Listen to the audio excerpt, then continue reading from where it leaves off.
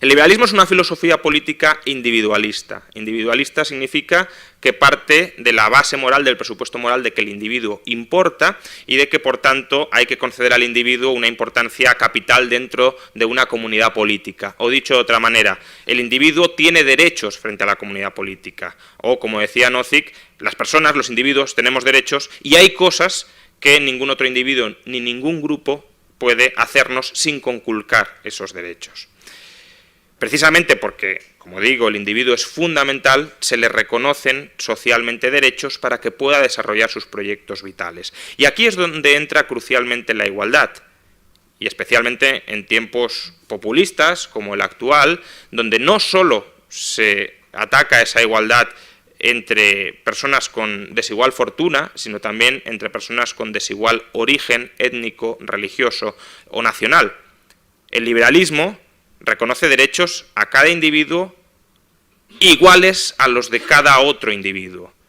El liberalismo necesita parte esencialmente de la igualdad jurídica, de la igualdad de derechos entre las personas, precisamente porque considera a todas las personas iguales desde un punto de vista moral, desde un punto de vista jurídico. De hecho, hay grandísimos liberales que han hecho hincapié en este presupuesto fundamentalmente de igualdad en la filosofía política liberal. Por ejemplo, Friedrich Hayek, en los Fundamentos de la Libertad, dice: la lucha por la igualdad formal y contra toda discriminación basada en el origen social, la nacionalidad, la raza, el credo, el sexo, etc., sigue siendo una de las características más importantes de la tradición liberal. O, si vamos un poco más atrás, ¿qué dice la Declaración de Independencia de Estados Unidos? Sostenemos como evidentes estas verdades: que todos los hombres son creados iguales, que son dotados por su creador de ciertos derechos inalienables, que entre estos están la vida, la libertad y la búsqueda de la felicidad. O incluso si vamos más atrás, si vamos al origen intelectual de la Declaración de Independencia de Estados Unidos, si vamos a John Locke, a la segunda carta por la tolerancia, dice: si como debería suceder, como debería, las leyes de un país se redactaran de manera igualitaria para todos los sujetos, sin distinción entre las distintas confesiones religiosas, lograríamos inmediatamente una perfecta tolerancia que mostraría la inutilidad del uso de la fuerza en materia de religión. Por tanto, en el centro del pensamiento liberal está, por supuesto, la libertad, pero la igual libertad entre todas las personas. Y ahí justamente entra la famosa ley de Herbert Spencer, el derecho a la igual libertad. Todos podemos hacer lo que queramos mientras no infringamos la igual libertad del resto de las personas. Evidentemente, cuando uno parte de una concepción liberal e individualista de los derechos, es decir, el derecho de cada persona y de todas las personas es no vernos interferidos por los demás en el desarrollo de nuestros proyectos vitales, uno cae de por sí en una concepción procedimentalista de la justicia. ¿Esto qué significa? Que no valoramos el resultado de las acciones de los individuos. Lo que valoramos es si esas acciones violan o no violan derechos. Y si las acciones son justas porque no violan los derechos de otras personas, el resultado es aceptable simplemente porque deriva de un conjunto de acciones que, como digo, son justas.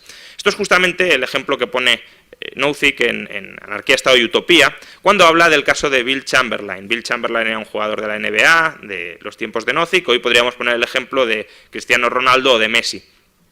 Si cada uno de nosotros queremos darle 1 euro, 10 euros, 100 euros a Ronaldo o a Messi a través del precio que pagamos en las entradas para ir a verlos al fútbol, y esas personas se convierten en multimillonarias porque cada uno de nosotros simplemente les hemos querido dar, con contraprestación porque disfrutamos de su juego, pero aunque fuera una donación, si les hemos querido dar ese dinero porque a nosotros nos satisface dárselo, el hecho de que sean multimillonarios no es injusto, porque no se ha violado ninguno de los derechos de las personas al llegar a ese resultado.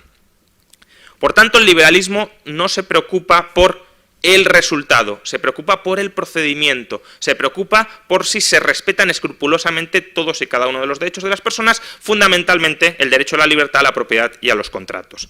En cambio, las filosofías políticas de corte socialdemócrata adoptan una visión de la justicia de carácter consecuencialista, es decir, un resultado determinado es justo o injusto en función de si el resultado del proceso social nos gusta o nos disgusta. Y nos gusta o nos disgusta en función de si se ajusta a un molde más o menos igualitario en la distribución de los recursos. Pero esto, fijémonos, que no solo es una radical amenaza para la libertad. Como dice Axel, ¿cómo podemos, por ejemplo, garantizar una cierta igualdad entre los hijos cuando los padres tienen diferentes recursos? ¿Nos vamos a meter en cómo los padres educan o el dinero que gastan en educar a sus hijos? Y por desgracia parece que algunos están yendo en esa dirección. Sabemos, por ejemplo, que los padres que leen a sus hijos todas las noches al acostarse, sus hijos obtienen luego mejor rendimiento académico. Y no son inexistentes los filósofos que ya han propuesto prohibir que los padres lean a sus hijos por la noche, porque eso dará lugar a desigualdad de oportunidades en el proceso social. La otra posibilidad sería obligar a que todos los padres lean a sus hijos por las noches. En cualquier caso, conculcar la libertad.